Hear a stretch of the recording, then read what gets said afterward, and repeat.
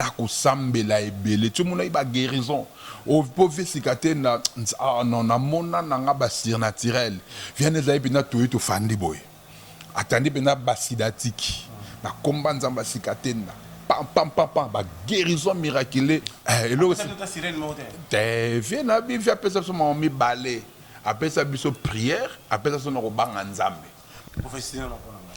na prophétiser pour na yo nengozana eloko to do prophétiser na rolo baka ke non bonheur na nzambe faveur na nzambe faut accompagner onyo soti ko sala effet fungama pourquoi parce que balobi o nzamba bandi akena na ngoti na suka nzamba za alpha pe za omega yona le rolo baki batulo ba omona pacho RFI menga na zo mona yo na Saint-Jean Kobange le prophète de la nation élu de Dieu Nzambe à Galilée azo visité kozango jeté ye abandi ko sambela na ye na mbongo te loka ye na mbongo te sko azo batama si ma bible pas ça ne pas embrouiller biso pour bika bandal nengeza balinga ambiance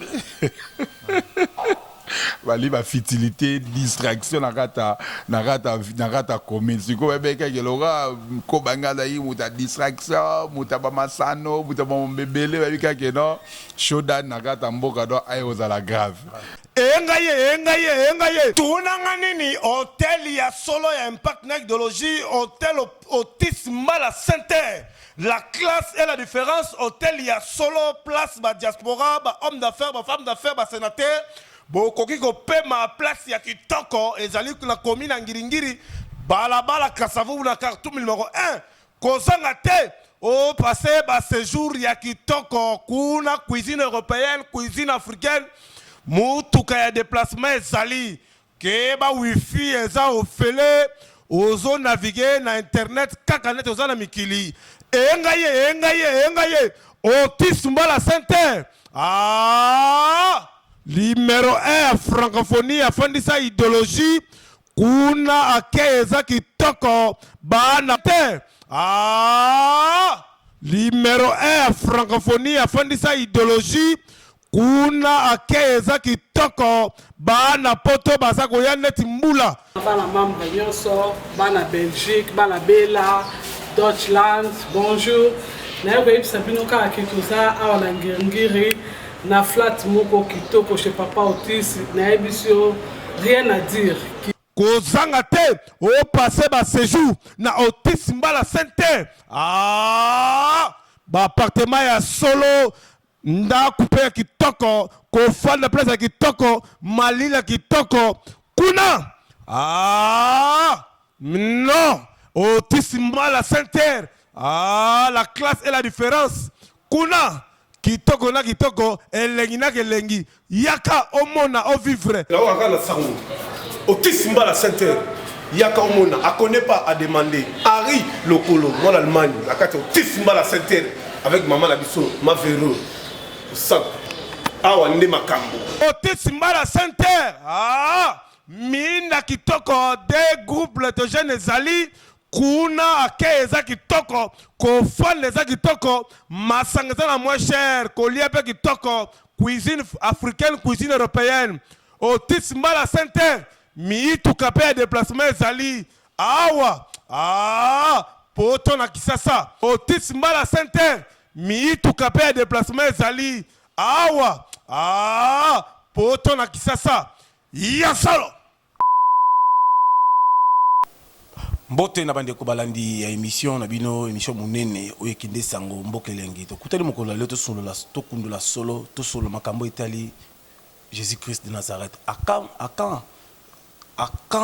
nzambe akozonga akan mutu azali mopagano akoma chrétien akan mutu oyo andimela Jésus Christ akoma millionnaire yango moni mokolo lelo kaka nina nosaki bino que Congo, tout le monde changement, ma casse, ma campagne, salami, et ma délivrance à minene, batu ba bongoli mi tema, batu ba pambwami, parce que balanaki Jésus-Christ de Nazareth. Mais awa mkola lelo, tu es bino apôtre de la nation, Nikes Kobange, ou azali mokambi munene, pasteur munene na niveau ya Suède. Il est quand même pratiqué ici matin. Aïe pe na mboka na ye ou abengi Congo la terre des ancêtres aïe ko prêcher biso ou abengi liloba na nzambe à quand Jésus Christ a rozonga préparez-vous bino bozo landa pe biso na bandako. Oh yozuna otante ya kotanga Bible, c'est le moment yango otanga Bible. Yozuna otante ya kende église, c'est le moment yango kende église.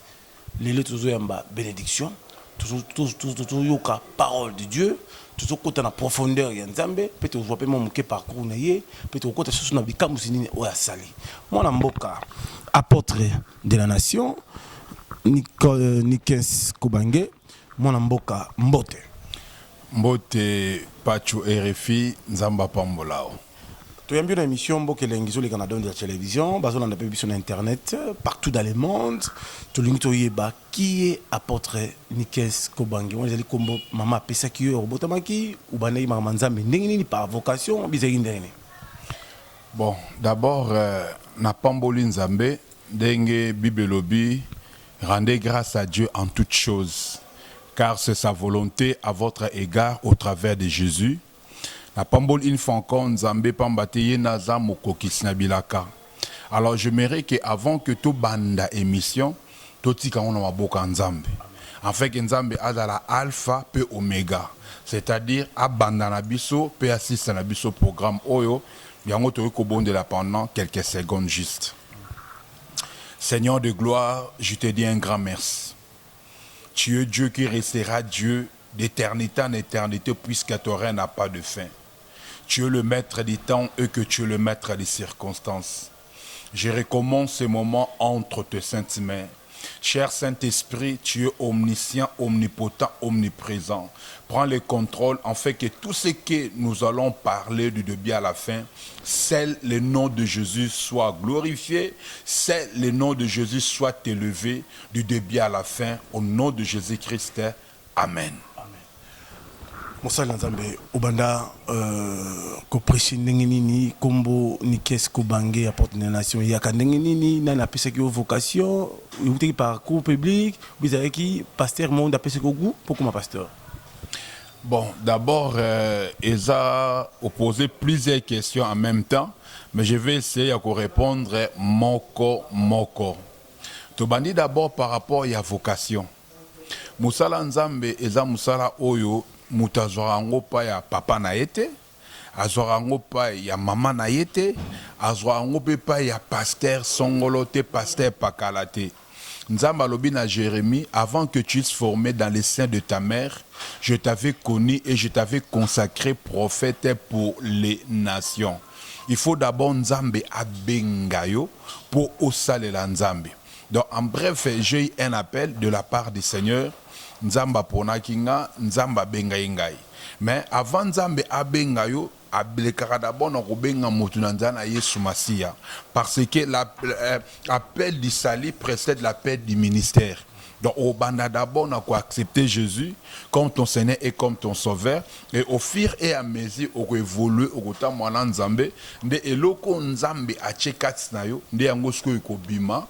Par rapport à batu o nzamba ko tcha na nzela na yo ou ba ko akotcha liboso na yo o ba ko encadrer yo ba ko orienter ba ko sunga yo.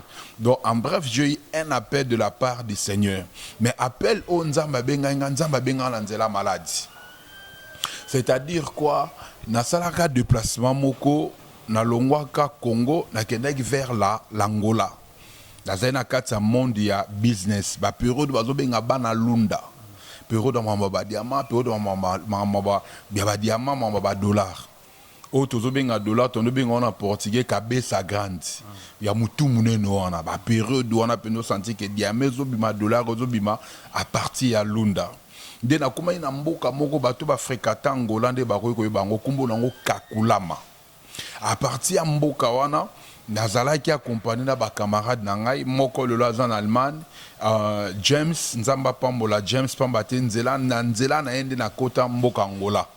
Alors ton a komi na kakula mande na belaki malade na belaki ezali malade moko spirituel, ezali malade moko anormal likolo nanga oyo ya gauche vima munene lokola nzoko. Alors na lala ka sur place na tambola kate même basili ya bilamba et bimanga na nzoto. Donc ezalaki soki moye bimi natikala kana chemise moko ya jean na pantalon moko so moye bimi basili ya bilamba bando tambola na bilamba sko tango zo kwanza ba makwanza wana ba makila na nzoto Donc je passais une souffrance tellement fort. Nabanda toujours collé là, mutoko sunganga azate. Mutako edenga azate. Alors à partir ya wana de nzamba sala ki ngolo akuta na pasteur mo azaki na ville wana kakula ma pasteur ango kombo na Faustin Wolo. Nzamba pambola pasteur wana place ya zali soka kolande mission oyo nzamba pambola bo moyene na kombo na Yesu. Au travers de cette pasteur ndayaki atuni ngai entre maloba ya nzambe na kisi olingi ni pamba tazaki pe infirmier ngana bisie sambela pona ngapo nazomona ka ke le lobi na ko kufa. Et puis pasteur on a zaki temps assemble pona nga atenga maloba nzambe a fortifier nga encourager nga singa ke ce qu'on croit rien n'est impossible à Dieu, tout est possible à celui qui croit. Et au travers de cette pasteur ne mutema nange fungwamaki ton pasteur on a bondé le pona nga akei. Ce qu'on a boutou nango nalali vers ba 1 heure ba 2 heures néo zasko révélation est tellement claire na place na la ki ce qu'on a lunda nezaki na ola nanda ko ba matiti na kakulama na ndako matiti na mabele na cheka moi etoko place ola les athées biloko reliés athées donnant le kawa bingi pena l'ombre de la vallée de la mort. Souffrance moko, tu ne peux jamais maîtriser, tu ne peux jamais comprendre. Si qu'on a mon place à fanaki, lumière et côté. Na okis comme on le bina ni 15. Na obiki sayo. Ndenge na obiki sayo, eza ndenge on appelle routine de vers des nations. Na nzela na yo bat ba romona loboko nanga, na nzela na yo bat ba robika na sali alliance na yo na Exode 3:4. Sin oyo kotambola na yo kozala moto bato na sutuki na pongi na komi passage wana Exode 3:4 na zelisko tongo etana ton pasteur wana eko ya sikoyo puisque comme osala suivi na ngana atana la liboye na moni place na lalaki lumière ekoti mbalobi na ngake na sala alliance na yo na okobika soko biki na kotindo vers des nations pour na kokangola pe pour na kobiki sabato. Pasteur on a seki. Ayebisi ngai tu es un grand homme de Dieu. Nanzela na yo bat ba omona nzambe okobiki sabatu nzamba ko se manifester puissamment nzamba ko utiliser en acte en parole en onction. Il m'a parlé de ces choses. Si kota ngazo nazo ba kote e obananene. Et commandé nga moura nga souffrance nga nazobela mais mutu mo bina nga ke nzamba obiki sa yo par rapport à révélation binzamba sa l'alliance na yo les alliances on nzamba sa na yo reteni maloba wana de à partir ya wana de na comme ce ko kende pas pasteur wana to atteint lo sambo kana mboka wana kakula matu pasteur wana il m'a beaucoup aidé donc nous ça ne prière chaque jour de minuit à 5 heures. Wa sikoyo likolo ezaka ramunene était mais likolo sikoyo comme kosa nini et comme ko dimné parce que papa déclaré wana ton na zui révélation pasteur il a déclaré pasteur wana sikoyo a expliqué ngai révélation on a monaki mais imposé que le boko a pèsé en mitine attends sikoyo il y a déjà sambelela ngai tant sambelenga premier jour accueilli sikoyo ton na zui révélation sikoyo na butu Ntango Yesikoyo a expliqué ngai ce que je deviendrai. Voilà makambo yo moneza par rapport au nzamba bengio, nzamba sa alliance na ozali pamboli pona nkolo.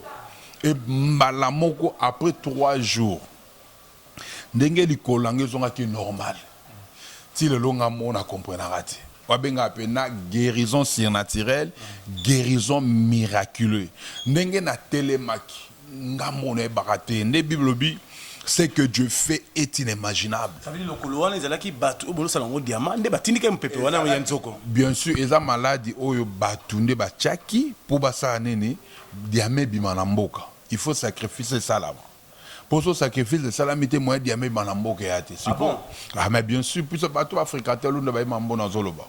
Alors yango ce qu'on a dit bena sacrifice mais gloire à Dieu le rôle nzambe azalaki na plan nzambe na Abraham nzambe na Isaac nzambe na Jacob le rôle azana ye wana pena le rôle azana plan na ye pour na vie na nga yanga permettre kite ke na kufa na mboka wana et puis tangu na biki directement na koti na zandu zandu mo ezali ka na kakula mana bandi koteya à cette époque là na maîtriser ata portugais te na portugais on ndenge bima nande na bandi kote na portugais tilo na comprendre raté na bandi kote a loko bataliboma regarde ce que Dieu a fait dans ma vie nzambo abikisinga aza capable ko bikisa bino nzambo telemisinga aza capable ko telemisanga donc en bref on est là par rapport à appel et par rapport à vocation na nga place na outil afin que avant na comme lelo na outil qui d'abord na maladie na nzela ya maladie de nzamba bengi ngai de nzamba se révéler na voilà tu es là vers 93 94 93 94 donc ce que je parle c'est plus de 20 ans c'est plus de 20 ans 93 94 on a ba période on a su Jean Pipina ba Tchachombala yo na souffrance na kati ya benga Rio lui et est-ce qu'on a frontière pour comme Rio Loge côté OK loin te Rio lui et qui Rio lui avec na Rio Loge si ko soko longwe kakula comme na Rio lui après soko longwe Rio lui de côté vache au comme na vache OK na Kaisese après Kaisese n'est comme que ne ba carrière comme que ne ba par-ci par-là Malunda Nord parti pour na sala siko business à diamant donc à partir on a des siko plus ngai nzamba mimonisa maki plus nzamba se révéla nanga plus appel nanga et uta na makambuya ya nzambe bana na nzambe bozongo jeter kozongo jeter il faut s'aimer nzambe alongoli yo na Égypte azomema yo na place ya terre promise basemaka est-ce que yo semaki et pas musali na nzambe pour bénédiction na ezwa direction na pamboli nzambe makamozolo bondo zaki sur place tant pasteur on a salinga grâce na biki to kabwani naye tokabwani na ye nga na pusani ti na komi na Kaisese à partir ya Kaisese ni na fandex ko na Kaisese na bandi ko sa business mbongo nzambe ko pambola ngai boyebi ke pero dana diamant ezalaki dollar ezalaki na bopete mais ko zo ko mbongo ya ebele to na bimbongo donc il y a ebele à partir ce ya tika ballon tombola yo zo diamant kuna bilamba ezaki kuna esko ba ben otondo sa troc donc on a ballon on a ba mwinda pétrole on a ba secret donc ça va troc na ba diamant donc on a bien là qui OMD qui bat bato vivre en votade donc nous surtout là qui na bopete na obrigado obrigado déjà merci RFI non para português não fala mais Zaires non você tá falando bocado ah ouais gloire à Jésus parce que à partir wana de nzambe opambolanga parce que on a liste qu'on a zonga kini de ce qu'on a lukai pasteur wana afanda xiko na vache dikuta yeba ite ataka na bimelie mutanzambe boni mutanzambe boni ana bibon nzambe na nzela na ya visita ingai nzambe na nzela na yo asalinga bolamu pe nzambe wana pambolinga ya ebele na longoli 1/10 ya mbongo na zo etalaka lunda donc mbongo zaki teleme belé diamant belé na jusqu'au 1/10 il y a tout ce que Dieu m'avait béni de tout ce que Dieu m'avait donné de na senini na yeko pesa mo sena nzambe wana yeko bondela ponanga de ce qu'on a longa ki lunda de na yeko zonga mboka Congo Kinshasa bala na nzambe bozolanda biso malembe sirima tozalina apôtre Nikens Kobange oya kende sango na niveau ya Suède na mboka Stockholm ezali grand monde eza terre moko za béni maladie ya covid ekoma kuna te kozongo jeter soza na loboka nzambe ozala boka nzambe oza na famille Kobange hein? Ouais, famille Kobange c'est ma famille baza na France pour pasteur moto sambelaka na ye na église azabe pasteur zandi oza na Paris abiso baza na États-Unis. Ouais, grand frère d'Anga, Pati Kobange. Ouais, ça c'est mon grand frère.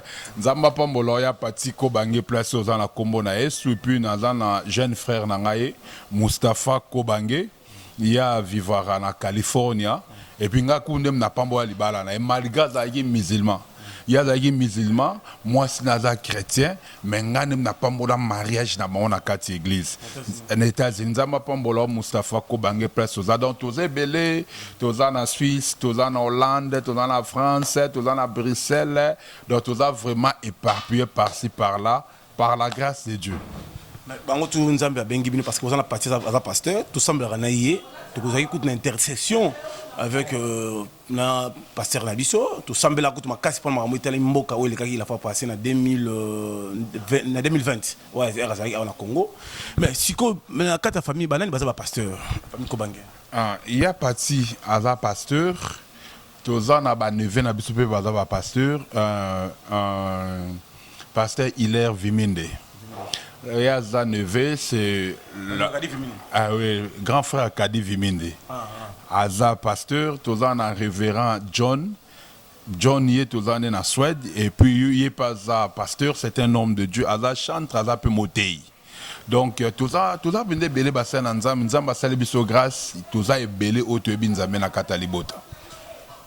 Bon, pour Pamboli pasteur au niveau Angola et après ce que au salagi ndengini salagi nous d'abord église na niveau Angola parce que Angola comme nous avons na balingai mingi ko sambela te bon balingai préféré ba na il y a parce que nous avons pemela ba océan balingai vu mingi ya kisi ça ce que yo salaka ndengini no convaincre bon parce que nous a chaud hein. Bon gloire à Jésus tant on a outi Angola ndeko bimakini yubika na bandal Kobange, Nikens Kobange, tu bien, voilà, via Fali, tu par-ci par-là, Babika Kobange, oti Zambaye, Batara, Bouna na Bible. Jour on s'est rappelé ton abimi, Batbaye Belé na Batbaye Belé na parlé, on a qui non Kobange. Donc il faut à Dijbunde Banda, ambiance Banda, à oti Zamba. Batara Bana Fukami, na Tumboli Maboko. Na pamboli nzambe na nzamba salinga grâce abatelinga bikisinga pazongi singa à bonne santé. Alors tout ce qu'on a bandel bazaki et betaki bango traumatisé ni qu'est-ce ko bange auti zamba aye abandi ko sambela na ye na mbongo te loka ye na mbongo te sko zo batama si ma Bible pour ça ne pas embryer biso pour bika bandal nengeza balinga ambiance bali ba futilité distraction na rata commune siko bebeka keloka ko bangala yi muta distraction muta ba masano muta ba mbebele babika ke no shodan na rata mboka do ay ozala grave ata mba monga na si ma Bible déplacer ko sa moi boulot ekete na rata terrain batasko lobi nango sikoyo ta bandi sikoyo na sombi car na sombi voiture na bandi sikoyo tambola na ba commune na ba prison plutôt na somba babiloko ko visiter ba maladie na tei bango na sambeli bango na pesi bango na salengo na ba prison et puis na salengo na ba hôpital nde à partir wana nde sikoyo na bandi sikoyo ko évoluer na partir Congo. Voilà ce que vous installez. Normalement, vous avez une église comme vous avez comme pasteur, vous avez de la rue, vous avez abattu le Banzambe et après, vous savez certainement. Non, bon, à partir on attend on a eu au Congo, on a ce qu'il y a qui vers 95, 96. Si j'ai une bonne mémoire, 96, 97, c'est beau. Grande sœur Nangaï, Akufa, père son âme, Marie-Jeanne, Yesiko Yende, Aïkisko, mais mangan église au place Abanego Sambela. Ando Sambela na apôtre Nestor, na pasteur docteur Mbondi Maurice, et puis na pasteur Kazin. On est pasteur naï. Alors il y a des choses qui n'ont mutei Monseigneur Nanzamba Egoya, des choses qui ont une connexion wana. À partir de ce côté ko kangama, na pasteur Nestor, na pasteur na apôtre Nestor. Azan Allemagne, apôtre Nestor Wemboloa. Na benga kay pygmée, Nzamba Pambolo place Aza, na évêque Kazin Tsuka. Yazana Bruxelles, Nzamba Pambola et puis docteur Maurice, Yenazana Congo Awa, Nzamba Pambola. Bazaki ba aîné, bazaki ba papa, bazaki ba vieux. De à partir na bonde na fandi ce qu'on a makolo na bango. Amen. On va déclarer ba pesio. Te na fandi ce qu'on a makolo na bango, ndesko yo ba yede ngai. Puisque na mamanza me meshi sedeka azate. Kola la kola mukabwete. Il faut Nzamba Tchabatu. Bien sûr, il faut Nzamba Tchabatu na nzela na yo. Paul Nzambatiaki Gamaliel Nanzela nae. Élisée Nzambatiaki Élie Nanzela nae. Josué Nzambatiaki Moïse Nanzela nae. Même les 12 disciples Nzambatiaki Yesu Nanzela nae. Donc Nzambatiaka toujours mutu Nanzela ya mutu.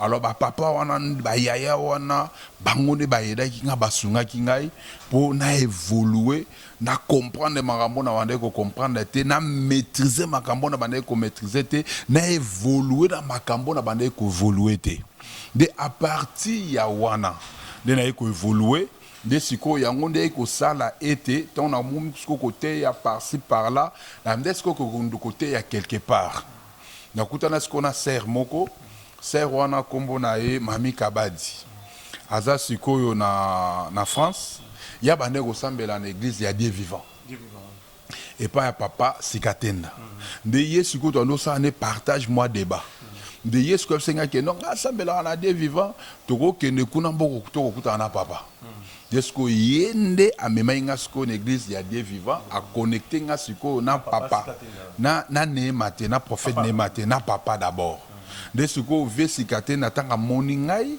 na camarade na ngamso na France nzamba pambola e a sepele siko na biso abi o baba na ngai abani ko déclarer liko na biso asambeleli biso apamboli biso abi boko kende musika peu peuro dans la sikoyo ezaki pasi batbani manzamba Sikatenda bando bengeka amela nguma ba diabolisaki père na façon moko bolelo batbami ko regretter barambebelo bayeba kite na ba période wana parce que période wana sko biso papa linga biso période wana sko biso to kangama na papa desko à partir ya papa Sikatenda nde yesko ay ko changa ko connecter nga sko yo na Neema o nga na benga gae ndeko nanga Aza camarade mais c'est mon frère pas maté toi on est dans le monde alliance ba benga ngo alliance donc tout ça ngana Neema toi en alliance plus il y a ça donc tout le monde a déjà le apôtre de 15 mois c'est qui dans le monde alliance vraiment c'est mon ami de tous les temps de tous les jours d'à partir à papa Sikatenda na Yesu ko évoluer na bonzambe ko approfondir mamebele ko yeba makambo ebele na continue bien na pour m'embêter quand le makambo belé ça veut dire que on ko découvrir que Nzambe là dans le 7e ciel on ko découvrir son nini toi va bi ko belé donc papa Sikatenda les quand on va prendre la bus intimité vie de prière quand tu la tiens fali alinga ko sambela Nzambe vraiment avec na frère mon ennemi alors que un peu avant ba beta concert na niveau na kofi ça ebisanga dia donc ennemi mingi ba église est-ce que apôtre Nikes est-ce que attaque yoza ami a fali tout ça est-ce que vous avez eu le temps à repartager parole na fali pe ko benga ye que aya rapé mingi ngota ni yozo ko prêcher na niveau poto bon Nzambe d'abord a pambola fali place azali le là comme star munena katsamboka azo mérité considération puis respect que ça soit na part nanga que ça soit en part ya batunion surtout mais c'est que je sais que fali akoli na makambo ya Nzambe akoli na famille chrétienne aza mopagano te ndenge batumba mona musique azo sala mais c'est un homme oya akoli na mama Nzambe banda libota na ye banda famille na ye. Alors, je me rappelle un jour, il fallait qu'il y ait un concert en Suède. Tant qu'on est parti à Suède, à Luka Ingaï. Et puis, on a eu le temps de partager. On a partagé de la parole. On a partagé dans Mamba Kala, Mamba New City. Ba fondé liaki c'est ba de goum ba pasteur ba igo ba pasteur Hilaire Viminde donc il fondé liaki on a partagé de tout c'était des bons moments qu'on a partagé on a ba ngognon surtout c'est qui fort donc tu raisonner encore Lubuzi tu raisonner Saint-Jean tu raisonner Mamelo donc pour moutaye balisola Saint-Jean fait la rapaturifi. Pour bambuli sola ma mère le faisait rapaturer donc tozongi bena na souk na ye na Suède na Stockholm on a le temps vraiment de parler beaucoup plus ya zali Nzamba batelaye abundela bitumba buta bundela bitumba moi abatelaye abatela libota na ye Seigneur akoya pe rejoindre yo na Bible dans l'avenir on a la pasteur bon makamagi pasteur on est ma Nzambe za souveraineté Nzambe ya on a l'obité mutu ay comme pasteur on est arangate za Nzambe mona souveraineté na so Nzambe a tchaki na plan na e ki akokoma pasteur un jour Nzambe moi bi par quelle voie par quel moyen ko sala ki a atteindre mais c'est que moi je sais que aza déjà mutu a bi Nzambe puis il a un bon cœur Nzamba pambola e apambola libota et puis surtout banana e surtout Nzamba pambola ba on a kombo na Yesu au sala ndenge nini que installé église na niveau Suède parce que mboka les mboka mindele na poto batalinga longo sambela te soit que na poto mona comme na paradis au sala ndenge no convaincre bato samba ndimi combien. Alors Bibelobi na Josué 1:3. Tous les foulera la plante tête de vos pieds, Dieu vous le donne à possession. Donc partout où tu as commencé à faire ça possession, on a commis Suède. Et là, le bosso na sala qui n'a côté d'abord retraite. Na côté retraite à tamula iko lukelongi na nzambe. Et puis on a bimi retraite on a nzamba fungola, a pesanga opportunité, a pesanga faveur, a salanga onga na zalo na mboka wana, na zongoleur ko kamba ba nation. Na kati église okuta ba Camerounais, okuta ba Burundais, okuta ba Tanzaniens, ba Zambiens, ba Sédois, ba Congolais. Donc Dieu m'a fait l'apôtre des nations par rapport. Mais tant que bah d'abord il y a ma prophétie. D'abord il faut y avoir la prophétie par excellence, c'est la parole. Parole de Genèse en Apocalypse, des alliés, prophétie par excellence. Mais en dehors il y a parole, il y a prophétie. Dans la prophétie il y a don. Prophétie à don, et ça lié à la révélation. Prophétie, parole de connaissance, parole de révélation. Dieu travaille, Dieu opère au travers de moi. Alors, il y en a d'abord prophétie par excellence, d'abord parole. De Genèse en Apocalypse. Donc, tout est à Maloué, déjà que Nazo Sakola, Nazo prophétiser déjà par rapport à toi, à la lumière de la parole. Mais ça, nous sommes bien en particularité, on s'en va au fungolo, on mis sur fungolo matouille, n'engue caméraman à Zaïgilobi na culte.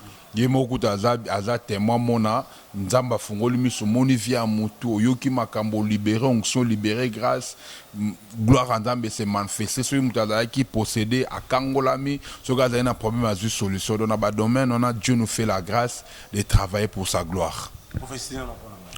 Na prophétiser pour na yo ndenge ozana eloko to ko prophétiser na ko lobaka ke non bonheur na nzambe faveur na nzambe faut accompagner yo. Onyo soti ko sala effet fungama. Pourquoi? Parce que balobi o nzamba bandi akena na ngoti na suka. Nzamba za alpha pe za omega. Yona le olobaki batulo ba omona pacho RFI. Menga na zo mona yo na Saint-Jean.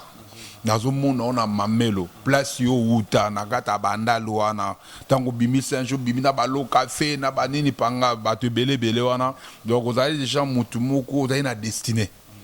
Destiné que makambo bele ko fungama espoir exact espoir exact muta ebité que le lobby ndene gozala ya on a bien que destiné na eza meilleur parce que au beau temps nango de l'essai maternel de ta mère donc zamba pambola sala bola na kombona Yesu. Amen. Alors, la Pébicho, est-ce que vous avez organisé des campagnes? Vous avez organisé des conférences? Est-ce que vous avez fait quoi? Biki à travers l'église, bien à travers par correspondance, par internet, bien c'est comment?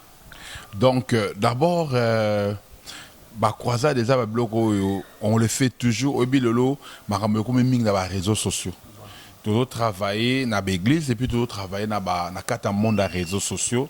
Donc, si vous avez plus misala ya apôtre Nikens pour banga apôtre des nations, au côté juste na page d'angai, au komika apôtre Nikens ko bangé, au mona ba makambu nyonso tuzona ba service, ba prière, ba enseignement, tout est dans la carte. Alors, n'engé na dans Congo awa nazote na ba différentes églises bazo benga par-ci par-là ce jour pesa mukie l'église est belé ozo bato côté awa pour kotika wapi mais par la grâce de Dieu on essaye de donner le meilleur.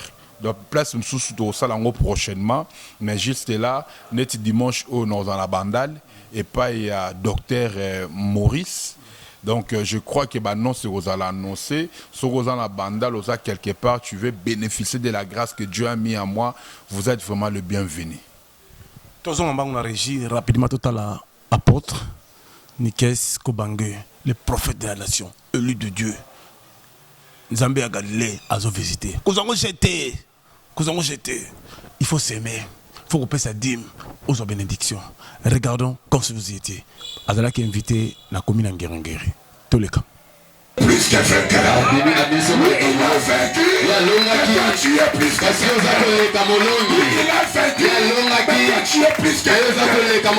pourquoi il a dit, nous ne combattons pas pour la vie,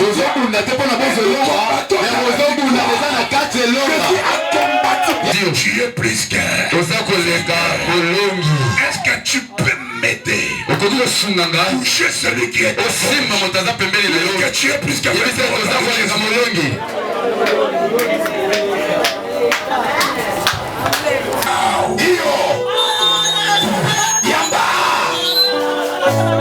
elle ne doit pas la supporter. Gloire de Dieu là ce matin. Gloire de Dieu là ce matin. Son de Dieu est en train de transformer ta destinée. Yamba. Il est jeune tombe maintenant. Il y a le père à sa saisie. Il a scouté ma tombe maintenant. On a gagné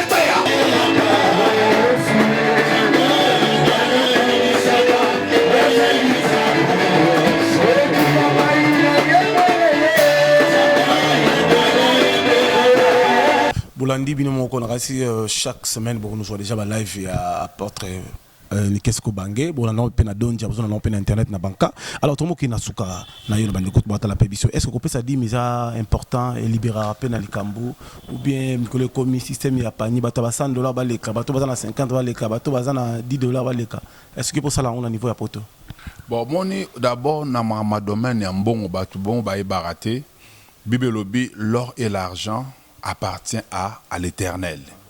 Alors, Moussala Nzambe etambolaka na ofele. Ne balobaka côté ezo ofele, mais que ça l'évangélisation c'est toujours bon. Pour d'abord pour m'tasala d'abord ba croisade, à voyager. Et que c'est un instrument, et que c'est un pib, et que c'est un bébé tout consort. Donc l'argent est tellement très capital, très important pour faire avancer l'œuvre du Seigneur. Donc la raison pour laquelle 10 maisons et ça salaire ya basal nanzambe. Tant que na ba tribune surtout dans basal qui tribu aller oui. Bango bande ko travailler mais récolte mo bande ko bénéficier par rapport à musolo bango bande ko sale nanzambe. Donc le lo ba lewe za batou nzamba bengi na ministère tant que pasteur, prophète, apôtre, docteur, évangéliste. Donc ban nanzambe naza ko interpeller bino vous pouvez sabadim na bino vous soutenir basel na nzambe vous pambola basel na nzambe pamba te na yebi souffrance et ça na musala o avec l'argent l'œuvre du Seigneur peut y aller de l'avant. Est-ce que pourquoi na mboka la bino na souhait de Covid et quotité parce que ça là qui prière l'autorité. Non, mais Covid est malade est partout hein, non batu bazar autant mais juste que ba bleka déjà côté ça batu ba barrière c'est qu'on peut faire. Donc là tu as masque na kata ba métro na kata ba train ko sukola maboko ko tcha toujours ko za la propre pour na éviter malade mais malade déjà partout mais de tobi que malade ko za la partout mais si Dieu ne bâtit pas celui qui bâtit fait un travail en vain malade ko za mais solo boko na nzambe protection divine en colo ezali colo na yo nzamba ko épargner place ba ko kufa yo ko kufate place ba ko bela yo ko belate place ba ko koya yo ko koya te pourquoi parce que la main du Seigneur est permanente dans ta vie. Pambola bato o remercier pe bande ko bato balandi biso na banka ngapena pamboli diandi imboyo na pamboli héritier pour moi le grand Kisimbi na kati ya Château Rouge agence kitoko pour ça ko tia bilamba ba bloco tout papier kofo Freddy Bokulaka. Bon, je profite d'un repas pour le bâton surtout dans ce jour qui nous a accompagné na madame Nanga Sylvie Kobange. Tous en ensemble, Nzamba Pambolae, la mère de mes enfants, Nzamba Pambola Israël Kobange, Nzamba Pambola Esther Kobange, puis Nzamba Pambola Banagnon surtout, il y a communauté Nouvelle-Jérusalem internationale au Bazanakata Australie, Bazanakata Suède, Bazanakata Angola, Bazanakata partout dans Mokili, votre père, l'apôtre des nations Nikens Kobange, je vous bénis. Nzamba Pambola Ope Pacho RFI, Nzamba Pambola caméraman, Ngalabengaka héros dans l'ombre, un petit courageux très gentil, que Nzamba Pambola Epe na Kombo na Esmasia. Clara Kalumbo, la crème des bandales, Marcel Nombi et Marénis, merci beaucoup de votre bataille avec Pébiso. Restez branchés sur Banca Télévision. Code combien? Non, code déjà facile, code déjà 69 813, au petit code, au côté Malamoko. Donc 69 813. Et Fongami, Tokota, c'est héritier Poma, Awa Nemakambo. Bonjour. Hein? Bonjour. Awa, c'est héritier Poma, les grands qui simbi. Oui, et pas héritier Poma, les grands qui simbi, c'est vraiment ma seule fandi na château. Alors, oh, Jonas Karamay, oyebi ke na moni yango, eza place ko bunga te. O moni so ko na Bidoville. O koti na Ernestine. Ah, kota ya yuyu.